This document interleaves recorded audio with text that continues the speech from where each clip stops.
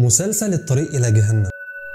مسلسل بيحكي عن مجموعة مستثمرين حابين يشغلوا فلوسهم بطريقة ذكية، طريقة تخليهم قادرين انهم يخلوا اي حد هم عايزينه يغير في افكاره. قعدوا كده فكروا مع بعض ايه الحاجة اللي بتحرك الانسان تخليه ياخد افعال تجاه اي حاجة.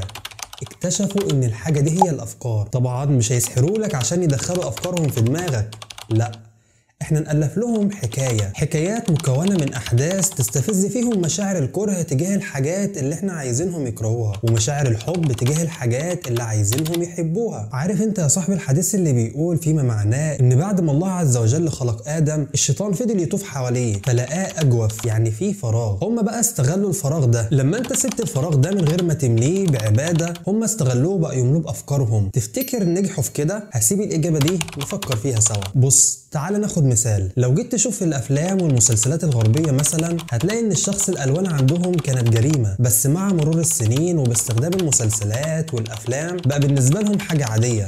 بالعكس دول بيدافعوا عليها باستماته. فقلت ايه؟ بتغير صح؟ تعال بقى ناخد الموضوع ده ونسكته علينا كمسلمين. ما سألتش نفسك ليه ماسورة المسلسلات بتنفجر في رمضان؟ تعال نكمل حكاية المستثمرين بتوع أول الفيديو وهتفهم أكتر. المستثمرين دول يا عمي قعدوا مع بعض وفكروا، لقوا إنه في ثروة بشرية قدامهم، مسلمين كتير مشتركين مع بعض في حاجات كتير. من ضمن الحاجات دي انهم بيصوموا مع بعض. انت عارف ان في الصيام الواحد طبيعي بيكون تعبان ومرهق. هم استغلوا النقطة دي وقالوا ميسا يا ابن عمي احلى مسلسل لعيونك ينسيك صيامك. هو حرفيا هينسيك صيامك من اللي بتشوفه فيها. فيا صاحبي الله عز وجل لما شرع الصيام مش عشان بس انت ما تاكلش وما تشربش.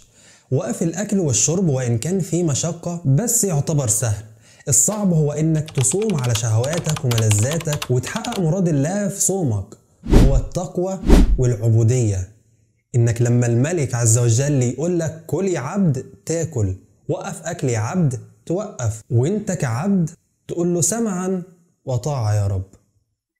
وبس. سلام.